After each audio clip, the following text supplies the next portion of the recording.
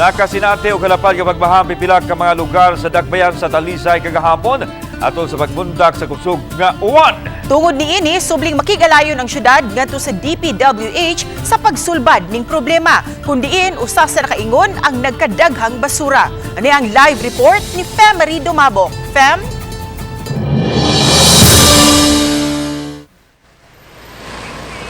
Sa Suglan, unom ka mga lugar ang natala nga nakasinati og grabing pagbaha kagahapon hangtod na pagkagabi sa Dakbayan sa Talisay. Lagpas tuhod ang baha sa National Highway sa Barangay Bulacau, Talisay City nga matud sa Action Agad Team ang nilanat og kapin sa usa ka oras gahapon sa hapon. Sa video nga kuha sa usa sa mga sakop sa Action Agad, samtang nanguha sa mga nibara nga basura. Makita ang uban sa mga bata nga nanagduwa sa baha. Adunay mga sakyanan ang nipugo sa pag-agi sa baha. Susama usab ang nasinati dinhi sa May Cebu South Coastal Road sa Barangay San Roque. Nahimong susama usab og sapa kining daan sa corner Ilang-Ilang Street sa Barangay Lagtang, Talisay City tungod sa baha. Bisag atong tao dito na sa area nagsikuha sa mga nasapong sa manhole nga mga basura, ang tubig nga gias bukid piti yung nakuha ma'am. Kusog kayo. Ang tubig taas kayo. Murag dia ani taman. Nga traffic kayo nya. Tungod man ang dakay dia kanang hinugas la ba ambak sa kanal bitaw gamay kayo burnal dia. Mubalik ang tubig. Ang Talisay City Engineering Office ang makigalayon sa DPWH sa subli na usab nga problema sa baha sa National Highway sa Dakbayan sa Talisay. Basin si Mayor karon magpatawag og meeting sa DP together sa amo adere sa LGU Talisay nga mag-coordination meeting mi. Kay nakakita mo ko sa video sa kuan action agad nga ng limpyo daghan man plastic bud.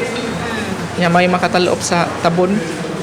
Mo to ang tubig mo hinay gid siya og kuan tagak dito sa kanal nato.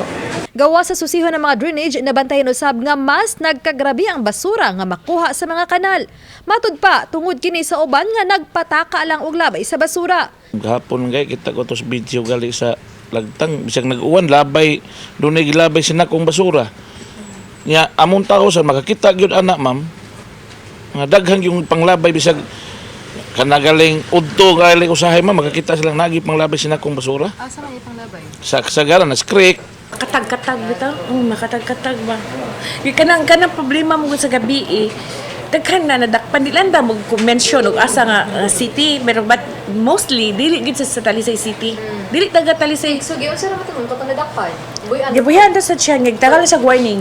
Tungod dinhi pag-umulog mga environmental enforcer ang gitinguha sa Pangulo sa Ecological Solid Waste Management sa Dakbayan sa Talisay. Ang katong mga barangay tanod bitaw ila jud ni ikuan sa naay sila mo duty gabi yung tanong mo roving. Then sa city mismo magkuan gyud ta na kanang murag task force bitaw nga kanang mga nakup kay ang daghan namin actually natawag na ganun sa San Roque sa office diri nga na gidakop gid nila usa jud ka truck kadako nga kanang app nga nang labay ba ang ordinance nato ba ato na nang gawas nga kanang kuan ang ordinance nato ato na jud ang tagaan og kanang ngipon.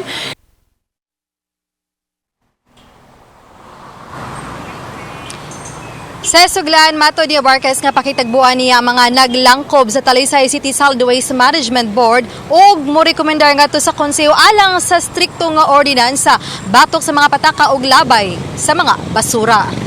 Lan? Okay, daghang salamat, Femery Dumabok.